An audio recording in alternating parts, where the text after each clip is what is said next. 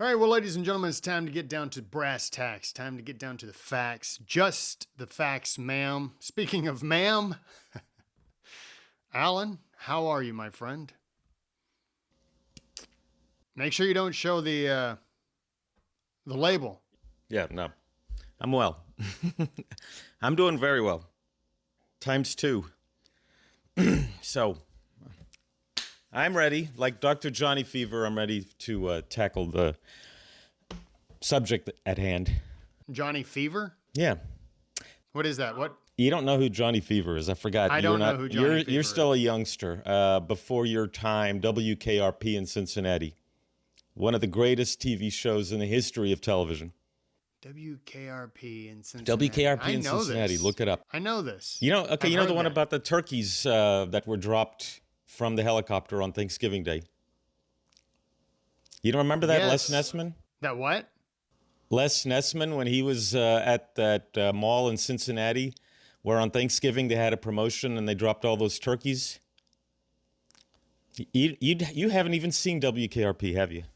I'm gonna go with a negative. No. All right. And so that's the name of the show, WKRP. WKRP in Cincinnati. Oh, well, no wonder. I was like, I've heard that before, but Yeah. seeing that I didn't know that that was the name of the show, I really have no idea what you're talking about. All right, well, ladies and gentlemen, welcome to the Sons of History podcast. If you haven't yet, do us a huge favor, subscribe wherever you're listening. And if you can, leave us a rating and review. And on this video, if you're watching on YouTube or if you're watching on the Epoch Times, they're on Epoch TV, leave us a comment, preferably like a comment that makes sense. Run into some that just really go off the rails. I think I sent you one the other day, didn't I? I actually shared that around with a number of friends. I was like, this one started off okay and went off the rails real quick. So, comments sometimes are just perplexing. Anyways, if you're listening on Apple or wherever, you can, or on Spotify, you can leave us a rating and review. That would be very helpful to us. We're going to be talking about, speaking of getting to the truth, getting to the facts of the matter, we're going to be talking about sort of what it takes to get to the truth as best as possible on any particular subject. And Alan and I work very hard to try to figure out the truth on various issues. I mean, we do various topics on this show, but even away from the show, we study and we research and we try to figure out really both sides of the argument and trying to figure out which side is the truth. Is it a combination of both? Is it a little bit of both? So I think this is going to be a good conversation. You ready, dude? Yeah, I'm ready. And I think this would be a great conversation for people who, let's say they are in social media and there are discussions about, historical subjects. And we have a few listed. If you're going to dive in, you're going to be surrounded by, crocodiles, as they say, or alligators, whatever that saying is. So make sure that if you jump in, you better have your information correct. You better know your sources and be ready to defend yourself. And I will say this because we recommend that people do this, but you have to understand that whether you do that or not, and we highly recommend that you do, a majority of the people that are going to be on social media, popping off with comments, and even on history sites. You and I are in a number of history groups on like Facebook, and the avalanche of bad history is ongoing. It's nonstop. And a lot of times people will take one particular claim about a person or an event or a nation or whatever, and they will go with that. And they will just drop that in there. Like, you'll have a great exposition and somebody will inevitably throw in, oh yeah, well, what about, and it will be zing. And then they jump out, they parachute out and leave you with this, well, now I've got to look into that if it's something that you haven't heard of, which is why you're saying and I completely agree. Go in prepared, and go in prepared for all the stupid comments that are inevitably going to come your way. Yeah, because the regurgitation of false information is going to happen quite a bit, and you will see it. And we'll jump into these the topics. But I had a guy that just about every time I would post something historically related, um, he would pipe in typically like a race baiting comment. And it would be a comment that I hadn't heard of. And I would have to go and look into it, right? Every single time, there may have been one of the dozen plus times that he was correct. Every other time, he was absolutely wrong. And it was strictly from an agenda driven comment. So, Yeah, I just mean, be prepared. I'm facing the same thing where I see it's usually the same topic over and over again, and we have them listed. But just this past week alone, I think there were 2 or 3 examples where somebody made claims, and then you would see people piping in, and they're echoing the person who made the post. And I had to just go in there and I had to say, wait a minute, hold on a second. Okay. And then I would throw facts at them that they couldn't refute. They tried, but they did not succeed. So this is an example. And, you and I, we discussed a famous historian. I don't want to mention his name. He's a friend of ours. But there's a historian that we know who he stated himself that there's going to be folks on his side of the political spectrum who are going to try to control the narrative. And I was actually kind of surprised that he said that, but I think he saw it as a counter for what he sees as a narrative on the other side. So, it's not good to have that kind of narrative to begin with. You really do need to have the truth. We can go in having some of the discussions that we have, thinking that our side is the truth, and not knowing the other side. So this is why it is important to hear from all sides. But if you're going to argue about something, make sure that you've read all sides and make sure that the information that you're getting is factual and not someone like a Howard Zinn, which we will bring up. So, yeah. And speaking of Howard Zinn, first and foremost, let's discuss like the Christopher Columbus stuff. We're going to go through sort of Western civilization topics and the effects of defending these individuals or these moments in history. Christopher Columbus. Yeah. Well, I know in the I grew up in the 1970s, and, Christopher Columbus was beyond reproach.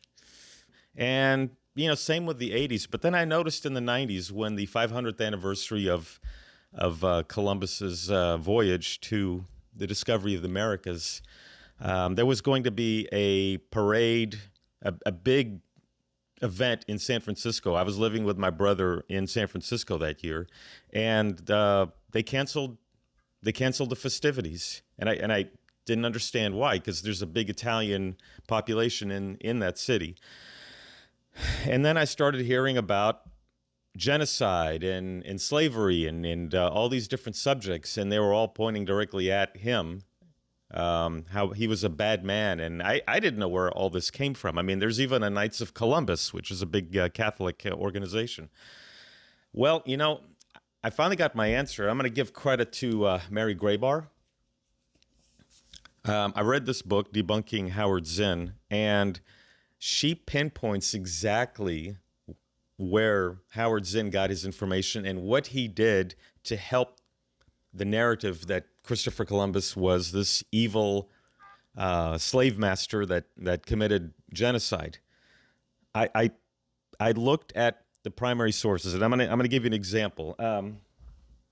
There are a couple of books There are a couple of books out there. Columbus sailed on 4 voyages, and he did leave some memoirs. Now, not all of them have been saved, but there's a couple of books like Columbus on himself. I don't know if you can see that. This is a Folio Society book, and then this author seems to be like the expert on Columbus, Samuel Eliot Morison, and now he has. This is one of his books. Now he has the actual journals. And there's also, I don't know if it's the Penguin Classics also has his actual journals. And if you look at his journals, and then you look at what Howard Zinn wrote, Columbus would write journals that, several days, several weeks. Well, what Howard Zinn did was he condensed them into a paragraph and separated sentences with ellipses, the 3 dots. So when you read the paragraph that Howard Zinn presented, you are getting a lie. You're getting a deliberate attempt to lie to his readers. And so this is an example of why you have to be careful with authors nowadays. The best thing, and we're going to hammer this, the best thing is go for primary sources, and we'll get into where you can get primary sources. But Christopher Columbus is a perfect example of getting primary sources, and fortunately for me, I got to read Dr. Graybar, and I would not have even known what it was that Zinn did that was so the deception that he committed until I read her book. Speaking of Zinn, because it's in his famous and incredibly high-selling, like 2 million plus copies book, The People's History of the United States, which whenever you see the People's whatever, you should quickly identify that as very left-leaning, very socialist, quasi-communist, if not full-fledged communist literature or rhetoric or however you want to put it. But whenever you see the People's whatever, just let that be a red light that goes off. But looking at speaking of going to the primary sources, Zinn did The People's History of the United States dating all the way back to the beginning of Columbus sailing to the New World. This is 1492, right? Well, speaking of primary sources, if you go and look into his bibliography, his cited sources, 90 to 95% are all from the 20th century. Now, he's covering 500 years of history, and Zinn was a legitimate historian. But this was obviously a complete agenda, political agenda, social agenda. And so 90 to 95% of his sources are from the 1900s. And it's like, dude, you published this, I think, in the 60s, and all of your information is typically coming from news articles and publications from the 1900s. And so it's like that right there is letting you know you're not doing your due diligence. And part of the due diligence is contemporary sources, your primary sources, who was around, such as the diaries. And one of the things Samuel T. Morison does is, I remember when I showed you my book that I had of what you just showed, and you're like, hey, isn't that mine? And I was like, no, I went and got one too. Thank you very much. But there's also Admiral of the Sea, which, Morison goes through and addresses a lot of the claims that are hundreds of years old about what Columbus was doing, and just sort of correcting a lot of errors on things that have been accepted about the voyages and Columbus himself. So yeah, it's very important. Check the sources, not just the source, not just like who are you reading. Like check the sources of whatever it is that they've put together. One of the things that I did, because growing up we always heard that Columbus, during that time, they all thought that the world was flat. And obviously that is highly incorrect. It's in error, right? And that's one of the things that Morrison addresses in his book, his biography on Columbus, is talking about how it was Washington Irving, great guy, great writer, who wrote a biography on Columbus, who mentioned that Columbus was having this debate with a lot of scientists of the day on the earth being flat.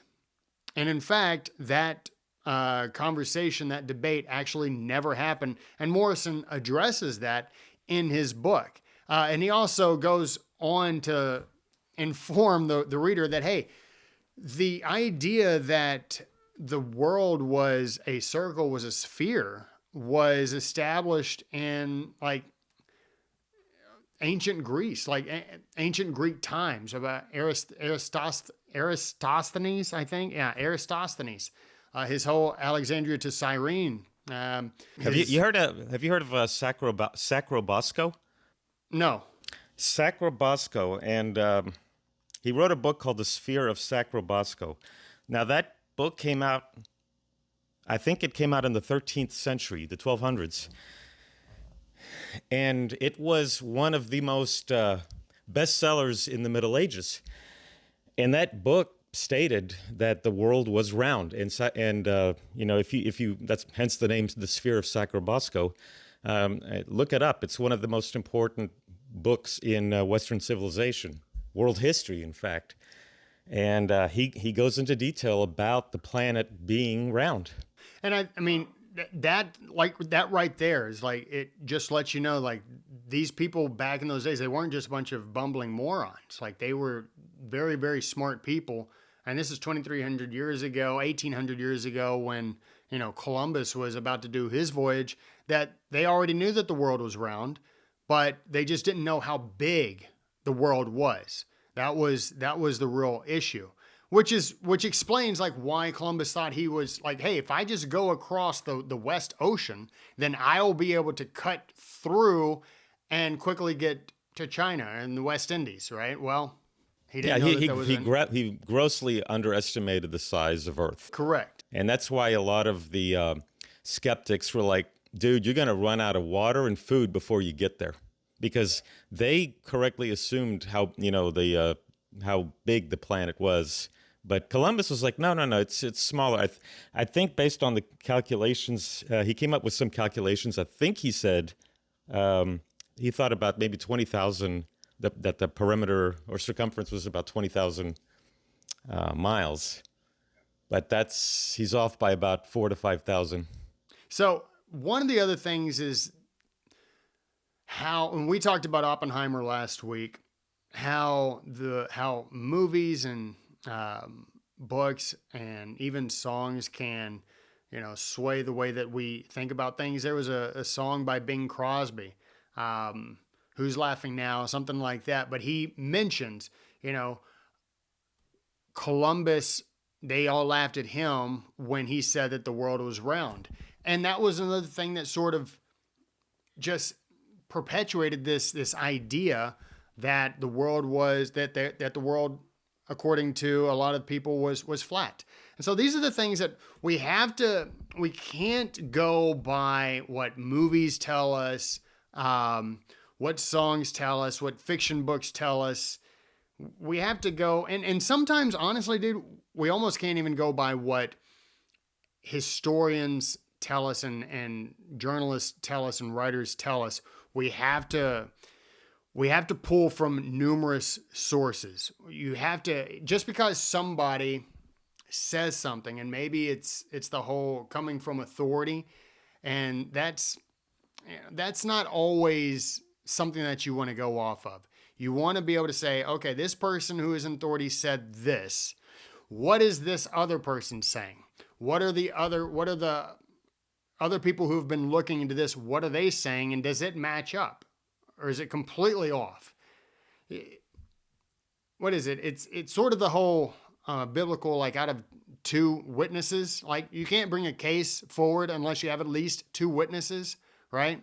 It's sort of that. It's like, hey, you need multiple sources. Well, not only that, but you need multiple, like we've been saying, you need multiple sources from even the opposition, the enemy. I've had numerous debates with. There's a friend of mine, and I mentioned it last week. There's a friend of mine from high school who's a communist, and I'm not saying it as a derogatory term. The man is a communist. He embraces Marx.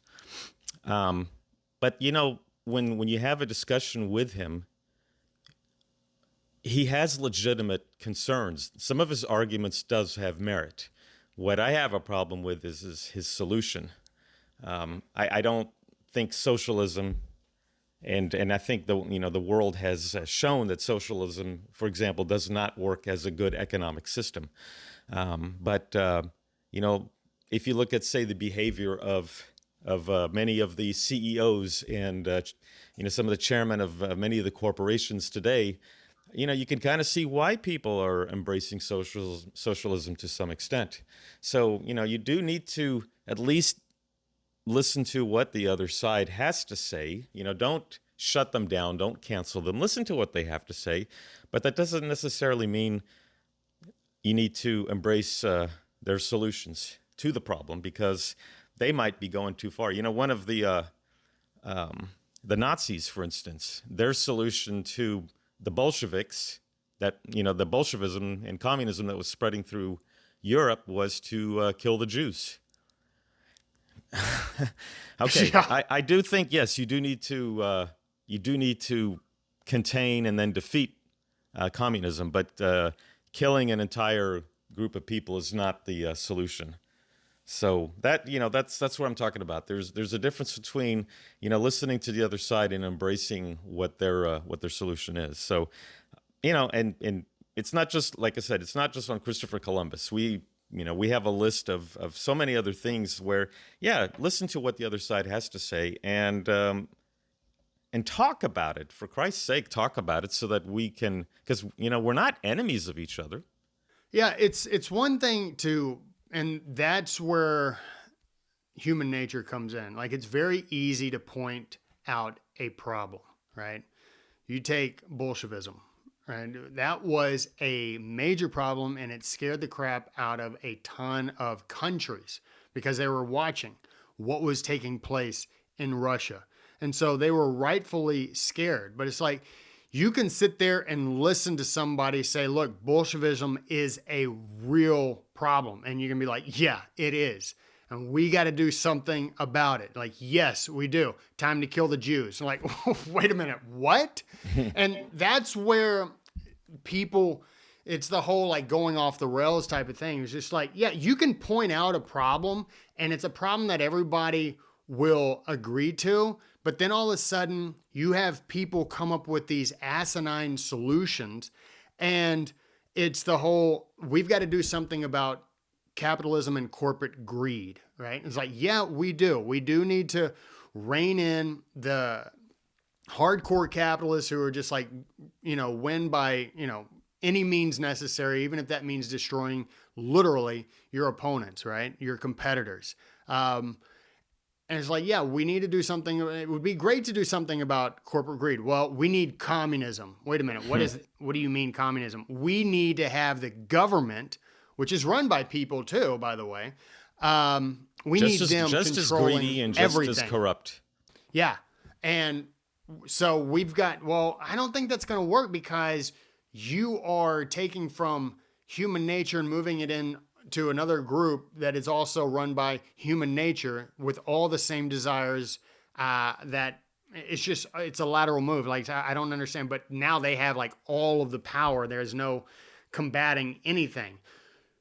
So we've seen what happens to countries when that happens, and it's not good.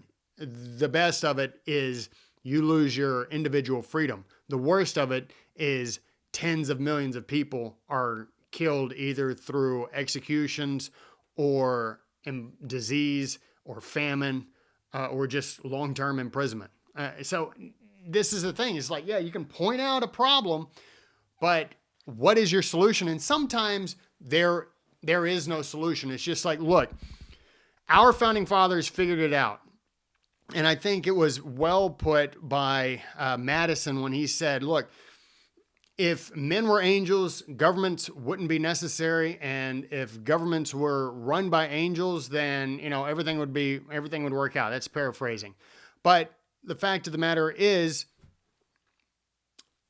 they wanted to put in courts and establish the law and say, look, you have the individual freedom to do certain things, but when you start doing something wrong, when you do wrong things, you have to be held accountable. And that is the best that we can do.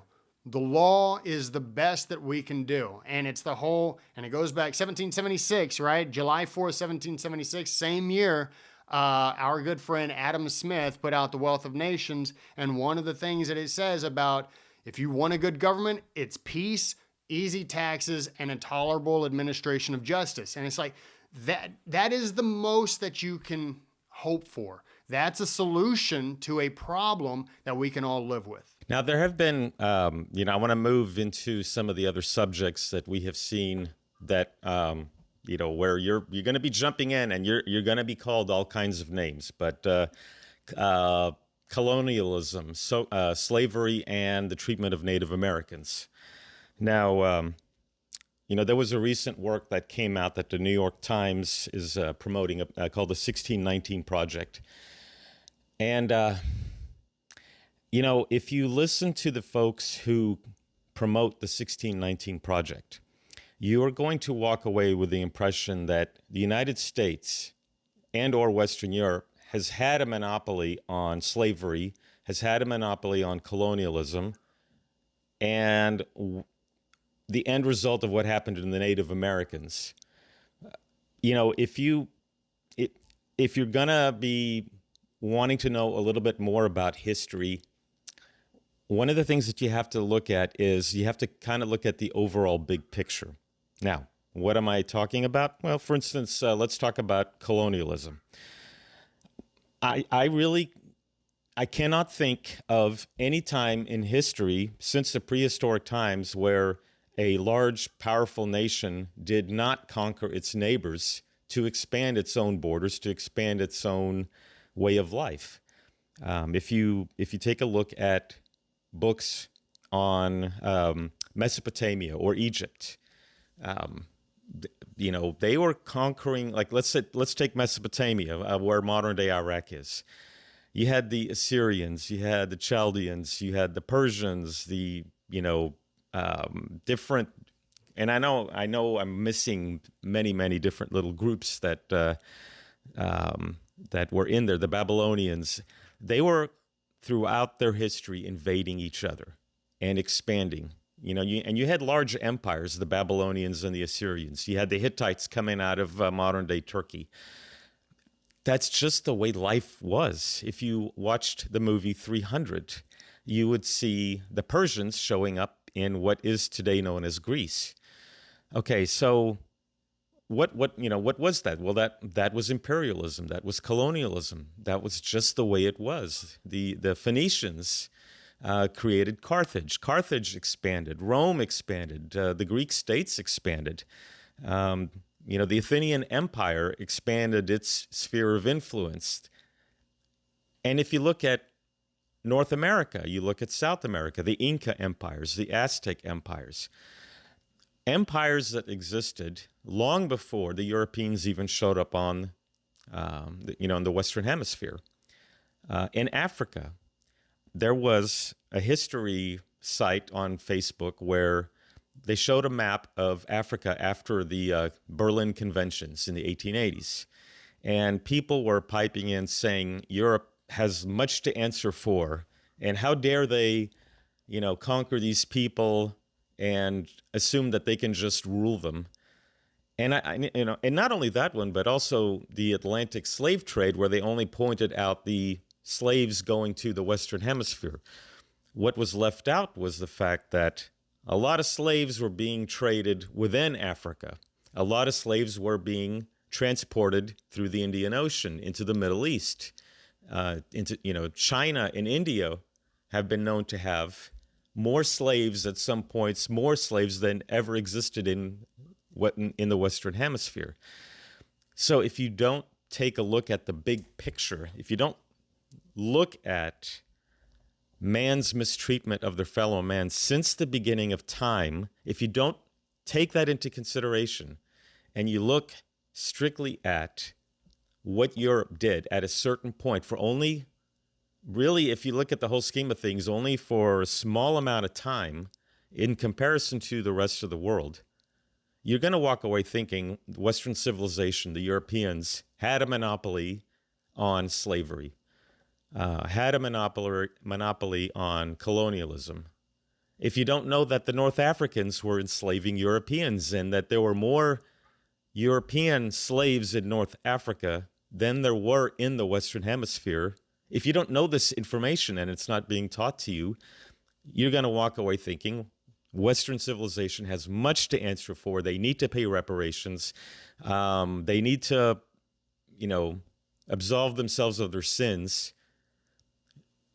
You're not getting the true story, and you're going to indict people who had nothing to do with slavery, who had nothing to do with colonialism. It was their descendants. But then the people who were enslaved, the people who were under the rule of colonialism, they themselves were imprisoning their fellow neighbors. They themselves were also participating in slavery. The Europeans couldn't travel into the interior of Africa.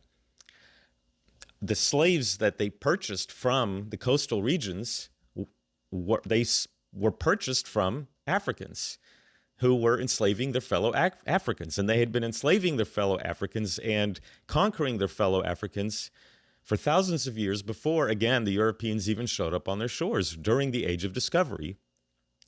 So when I presented that case to these sites, these history sites, and I presented the fact that you have to look at the whole thing, the whole story, the big picture of it, that slavery and colonialism, if you want to call colonialism an indictment, because colonialism did do some positive things like end the practice of sati in India, where the widows, the wives of dead Indian men, when they threw the dead Indian men on the funeral pyres and lit it up, they also threw the wives in there who were still alive.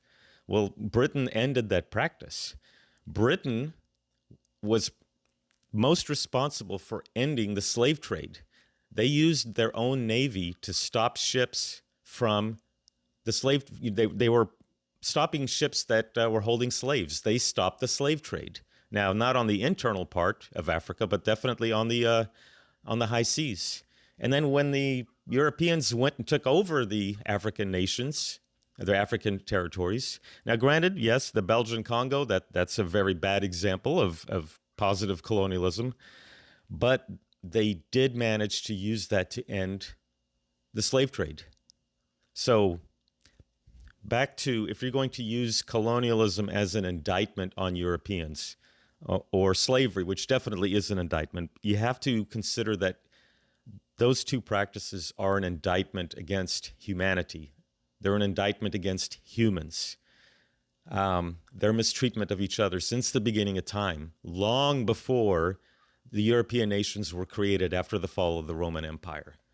So take that for what it's worth. And, and on the Native Americans, the subject came up that, of genocide. I got into a debate with some people in regards to the fact that when the Pilgrims landed in Massachusetts, what is today Massachusetts, in 1620, they found the area deserted.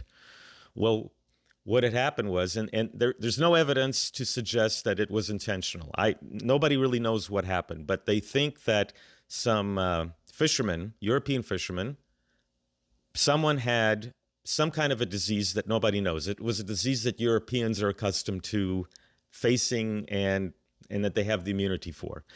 Well, there was a pandemic, and it wiped out 80 to 90% of the Native American populations in what is today New England. Okay, that's not genocide. It was not an intended practice. At least there's no evidence to suggest that it actually was genocide. It was an unfortunate, a very unfortunate incident. And then the subject came of smallpox being infected on blanket, or blankets infected with smallpox that were used to wipe out the Native Americans. Well, again, I don't know, Dustin, maybe you have, but I haven't seen any evidence that that practice actually existed or that that was actually practiced. Now, I do know that during Pontiac's rebellion, after the 7 Years' War, the French and Indian War ended, there was a thing called the Pontiac's Rebellion, where the Native Americans were attacking English settlements all over North America. And General Amherst, who was the victor of North America, he was a British general, suggested that when what is today Pittsburgh was being besieged, and if those people, those Englishmen, were captured by the Native Americans, those people were going to be butchered. Sorry to say it, but they tortured. Look up the word gauntlet, where the word gauntlet came from, or at least where the Indian method of the gauntlet. The gauntlet was a way to torture captives, whether they were civilian or military.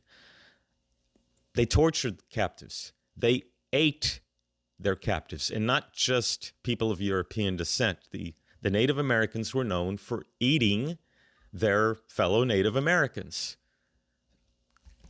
So, look, I mean, not all take of it for them, what but it's worth. I'm not yeah. speaking ill of Native Americans, but they were not angels. They were pretty brutal themselves. So Yeah, and like the whole, like I think it was a number of times. Well, one, you see what smallpox can do, and you understand how it works during those days. Like if it gets on something, it can spread.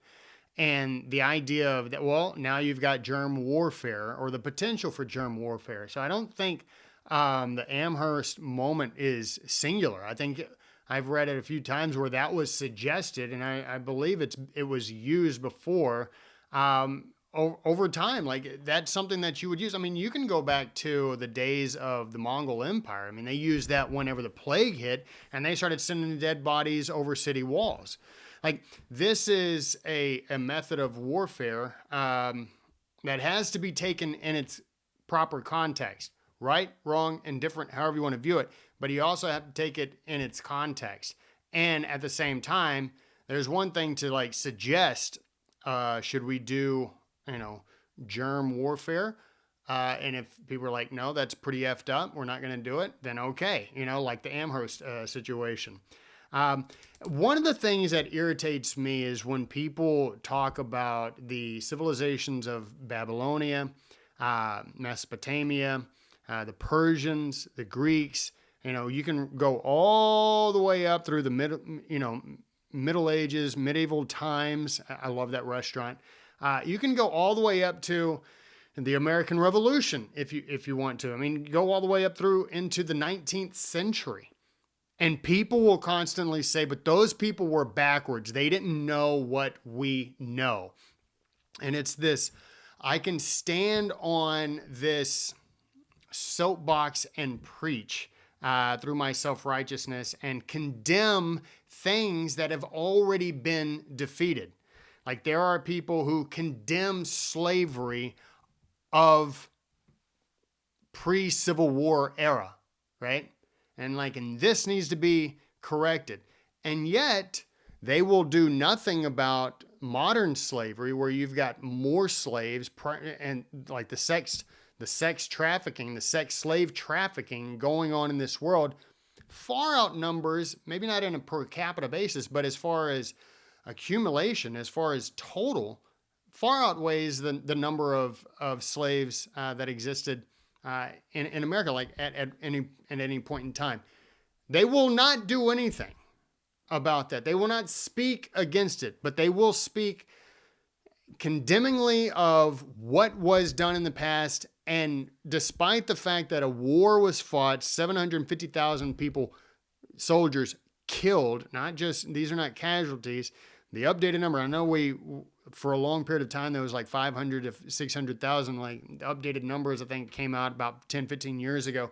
750,000 guys killed, slaughtered each other in the Civil War, ultimately ending slavery in America. That bloodshed was not enough. Now, we've got to continue to condemn because, honestly, we got nothing else to do. We have, for my money, it's people who have zero purpose in their life except to try to make history feel bad about itself.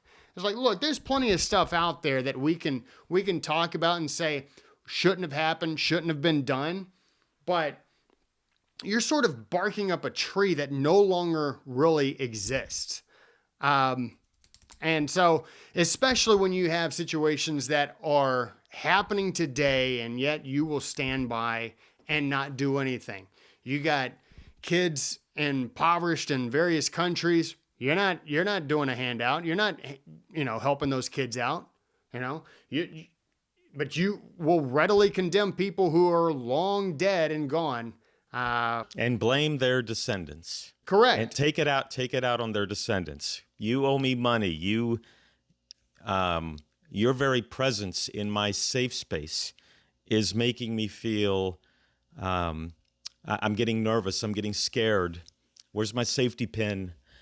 Bro, it's like, Angela Davis. She's the former communist. Yeah, she's a communist. Ran with Gus Hall, I think she and Gus Hall ran for president and vice president. I think she's still a professor over at UC Davis, I want to say.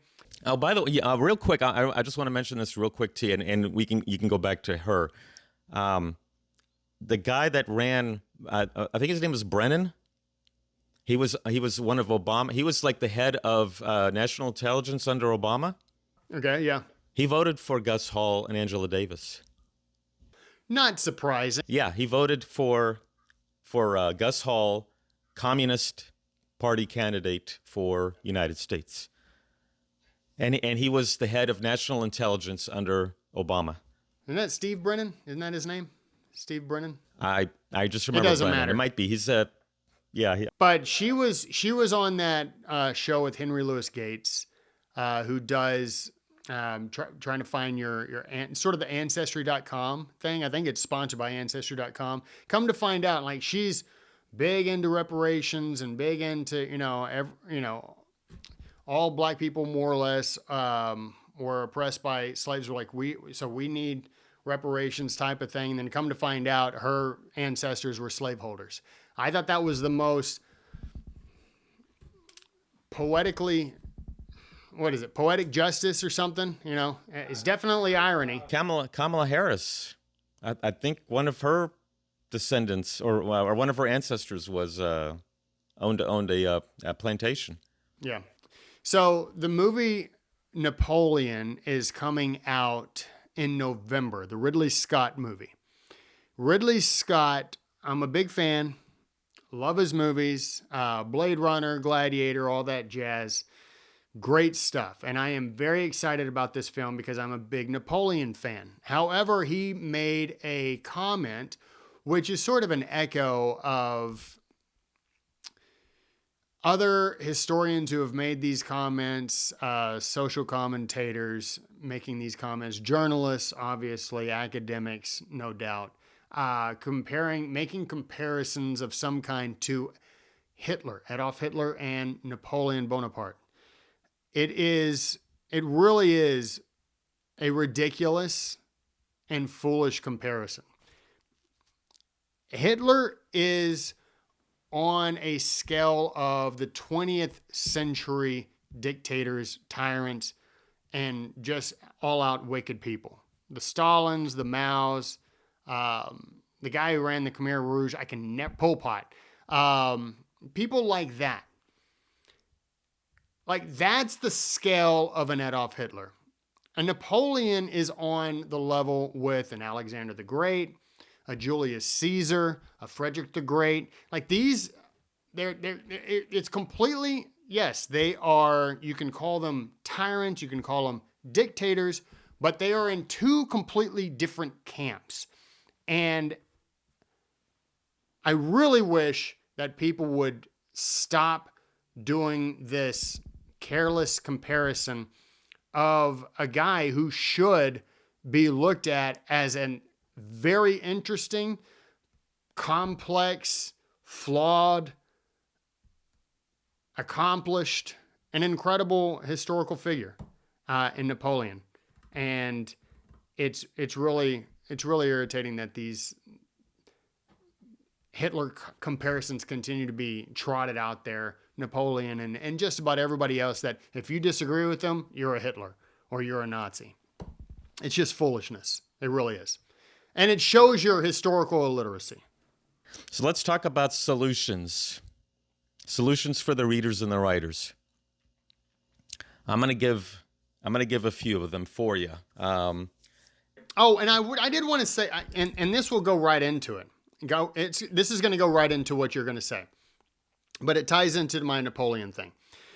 It was only in the beginning of this century, 21st century, that it's called the Foundation or the Fondation Napoleonic. In Paris, they've released, I think, like 33,000 letters from Napoleon, to and from Napoleon, which, according to our good friend Andrew Roberts, who's written if you've never read anything on Napoleon, I would get this one. It came out about 10, 15 years ago.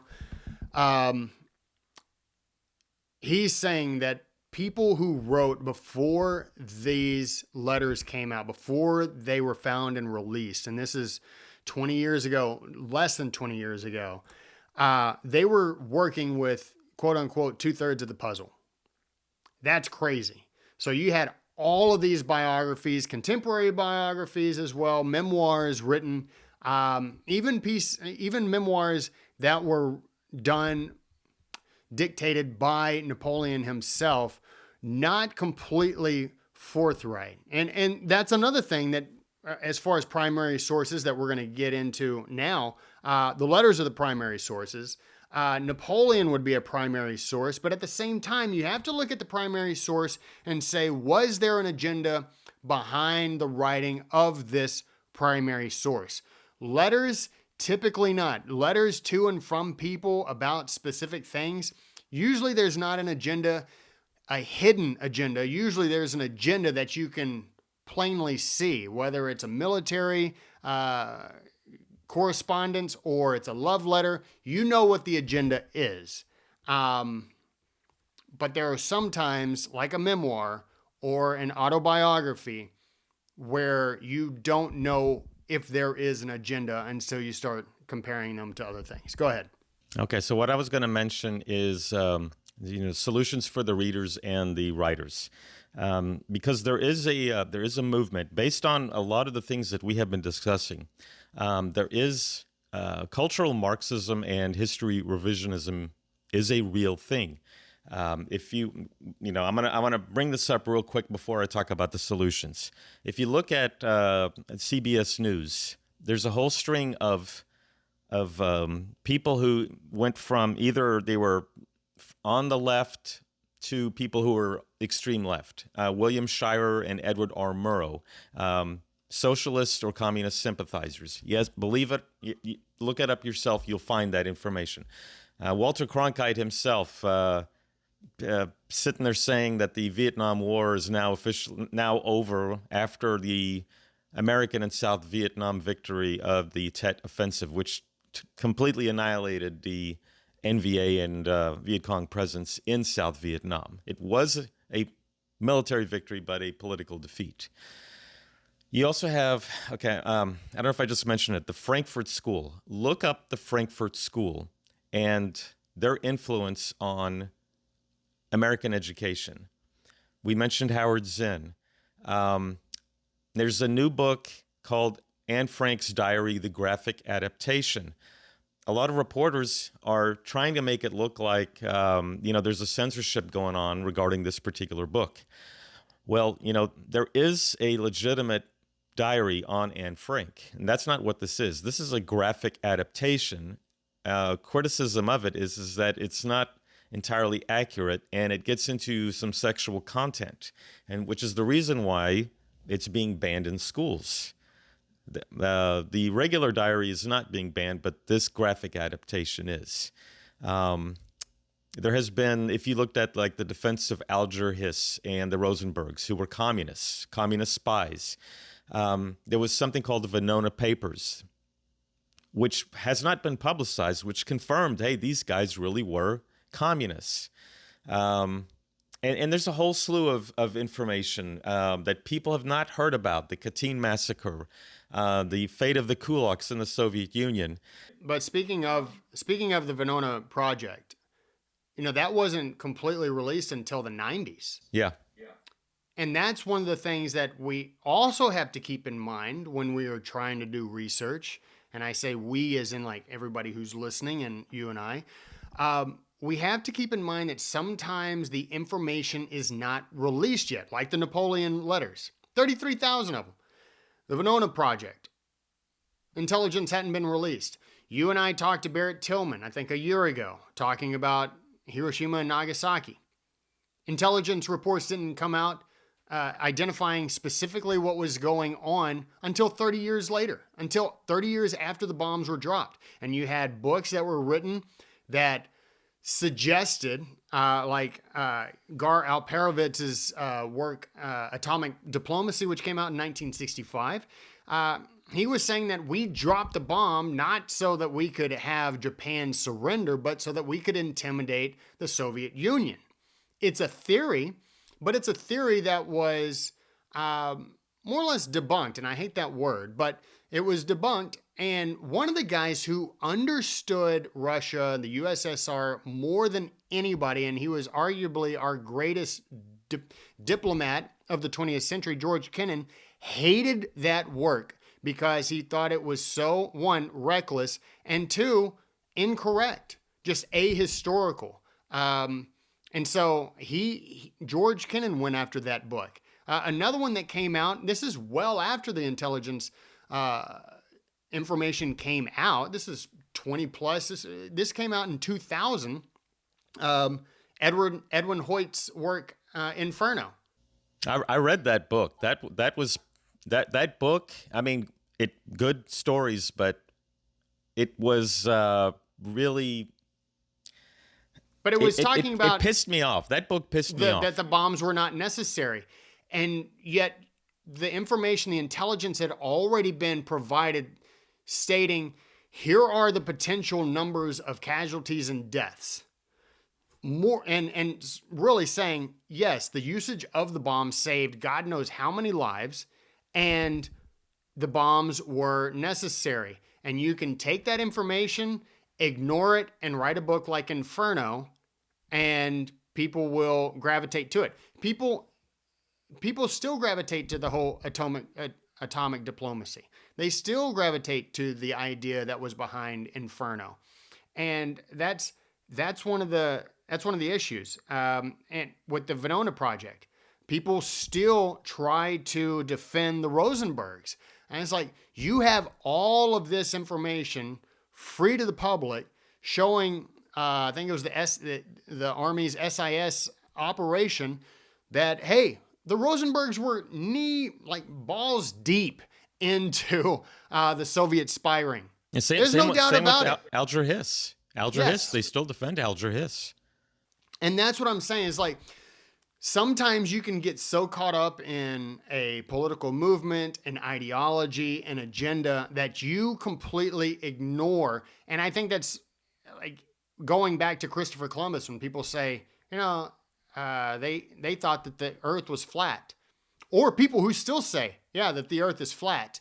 It's like you are ignoring centuries and centuries of math and research and exploration by countless people from various countries showing you and proving to you. And it's one of those things like, even if you got in a spaceship and took off and saw the world as it was, you still would not be convinced, I don't think. And that's the world that we live in. But don't be like that. But this is why if you when we're talking about cultural Marxism and how they've taken over education, and it's what I just mentioned. you rarely are going to find anything about what happened to the people in the Ukraine under Stalin. What happened to the kulaks? Look at the kulaks. These were landowners who did not. Then they were peasants who did not want to see their farms become confiscated by the government. The Katyn massacre, where 22,000 Poles were massacred just because they were not communists. The lack of movies. There's a lot of movies against the Nazis, which is great, and I enjoy almost all of them. But how many movies? I can name a few: The Killing Fields, Night Crossing, which really wasn't that well known, Red Dawn, Manchurian Candidate, and the fourth Indiana Jones movie, which were against the Soviets or the communists, but minimum amount versus what you see about other groups. Now, Roger Scruton. Roger I love that guy. Okay, now he wrote a book called Thinkers of the New Left, and this one's called Fools, Frauds, and Firebrands: Thinkers of the New Left, who exposes the Frankfurt School. When his book came out, there was a concerted effort to have him canceled. They were contacting the publisher saying, "Get rid of his book. If you continue to," they told the publisher, "if you continue to publish any more of his books, then we're going to cut you guys off." Universities were against him being, tenured. They wouldn't. There's been a lot of professors. We don't have time to go through the whole list of professors that have been canceled in places like Missouri, Chicago, Portland State, Tulane, where you speak up against something that could be the truth, and they were being hounded by mobs. Look at some of the people who have spoken out about certain subjects, whether it's Gina Carano, Russell Brand, Tim Ballard, who is exposing the modern day slavery, J.K. Rowling, many, many others, where they're being either arrested, like Andrew Tate. You may not agree with Andrew Tate, but there's no doubt that they went after him because of the things that he was saying. James Sweet, who is president of the American Historical Association, Jordan Peterson, and then, newscasters. If I can go on and on about what happens to people who don't go along and get along with. It's this that's the whole thing, is like, and people will say, whoa, Russell Brand, didn't you hear what took place? And it's like, here's the thing. And whenever an accusation comes out, for my money, it's never good to take either side. But our country was based on you're innocent until you're proven guilty. You don't have to go in and prove your innocence. They have to prove your guilt beyond the shadow of a doubt. Yeah, look at Brent Kavanaugh. That's the whole, yes. And what I'm leading to is, I've seen this song and dance before, and Brett Kavanaugh is one of the primary moments. Herman Cain was another one. Like, he started, he wanted to run for president. All of a sudden, sexual allegations. Like, these things. Clarence Thomas. Like, we've seen this song and dance before, and it's very interesting that it would happen to be pretty much always like a conservative side that's being accused of these things. It's very interesting.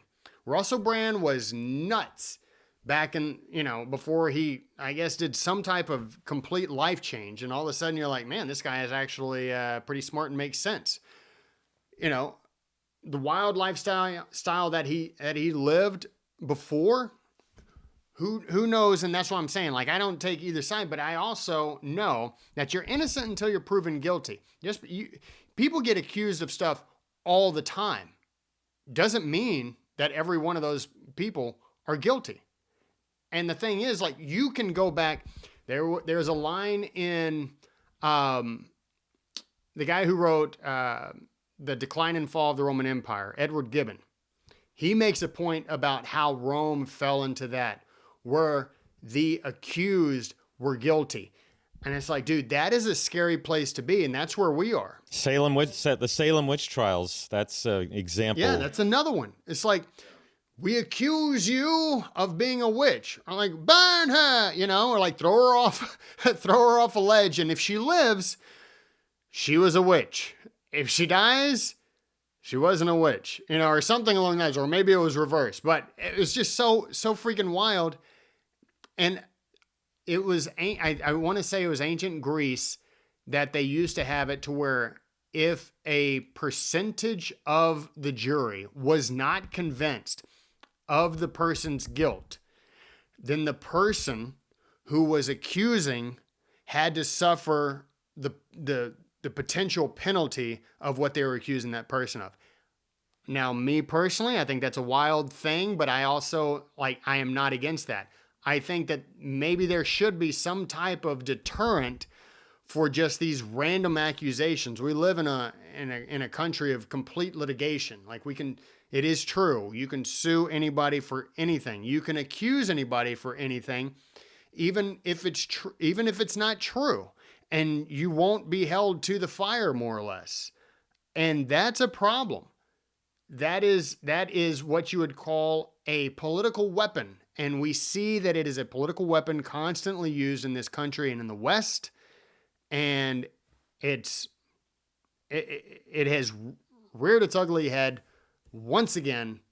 And it's just a way to keep people silent. And it's just a way to destroy somebody's life. All right, let's get into the examples of primary sources in places where Dude, you you've can got go. You've got like 2 minutes. We're already done. Look, No. We got We gotta primary do this. sources. I know. I'm gonna but do it look, quick. I'm gonna do it quick.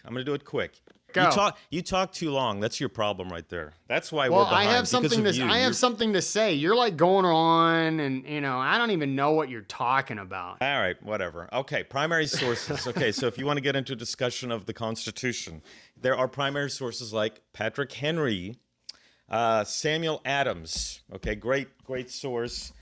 The Federalists. You want to know what the Constitution really was about? James Madison, John Jay, Alexander Hamilton.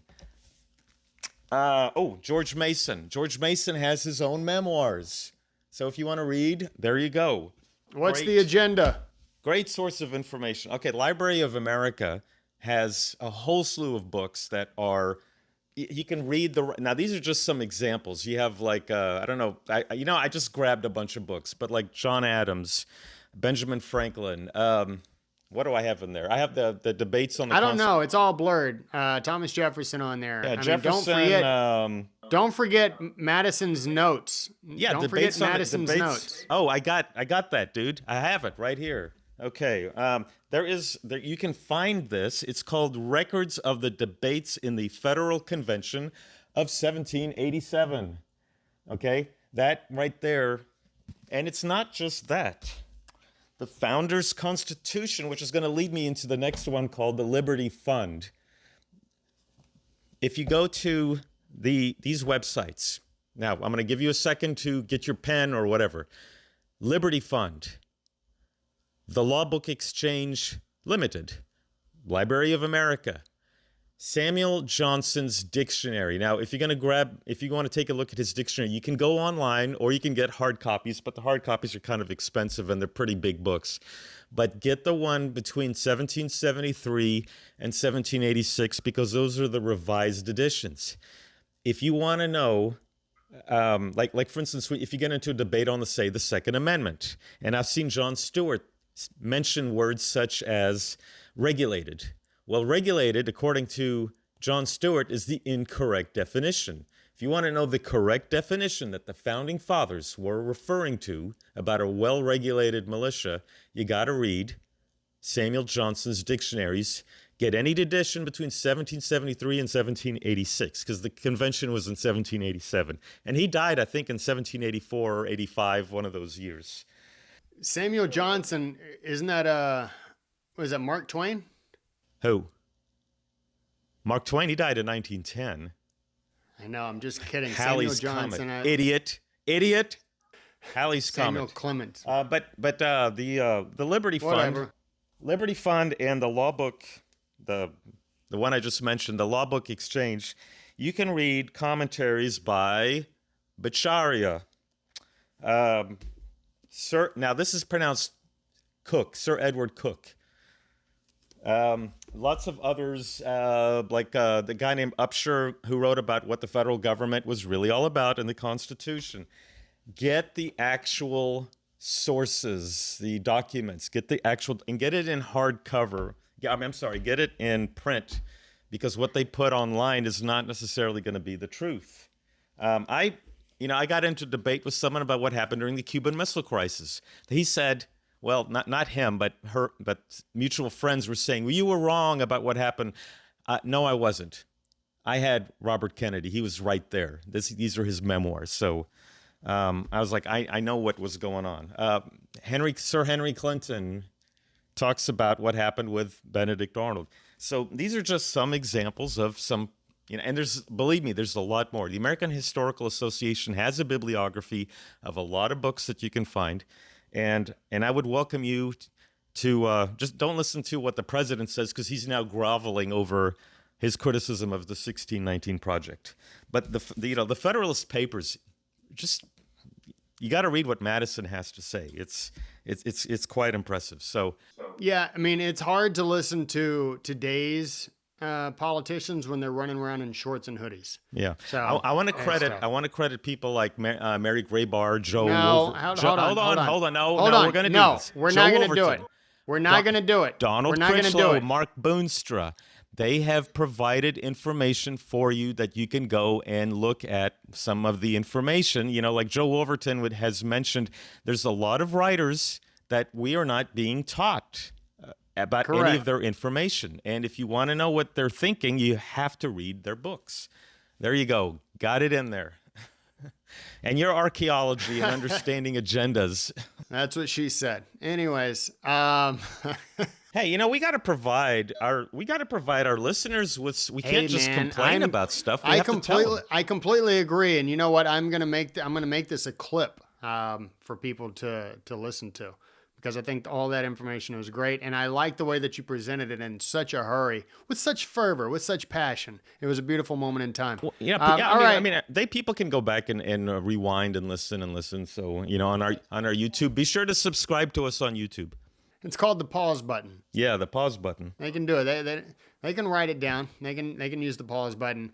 All right, man. Well, it was good to talk to you. I think we knocked out a whole bunch here. We ended up.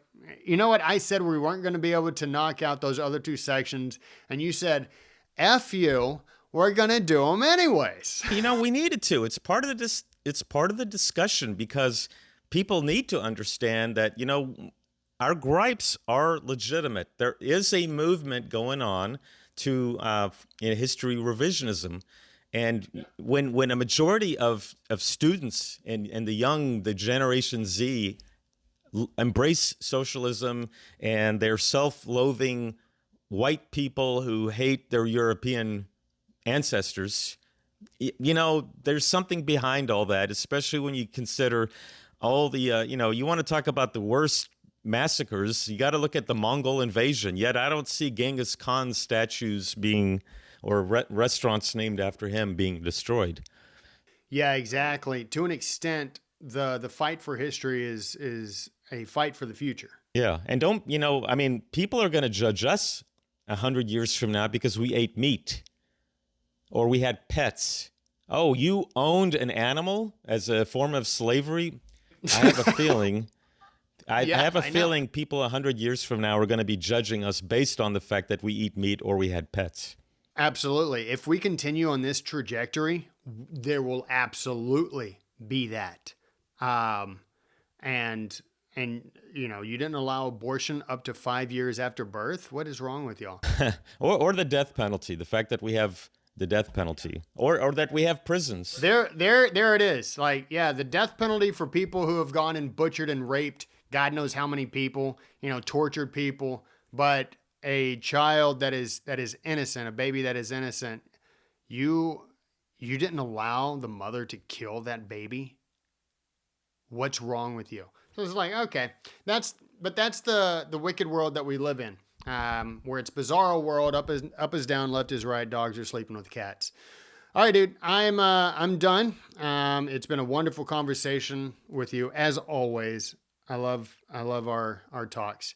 As do I. It's good to have our little debates and listening to you talk, man. It's such a wonderful experience. Yeah, pleasurable, I'm sure. Better than watching Seinfeld or Friends, who they need to be canceled for the subject no doubt. matter that they brought up. Yeah, how dare they? Those anti-dentites. All right, man. I'll see you later, brother. Have a good one. All right, you too, bud. Take care. See you next week.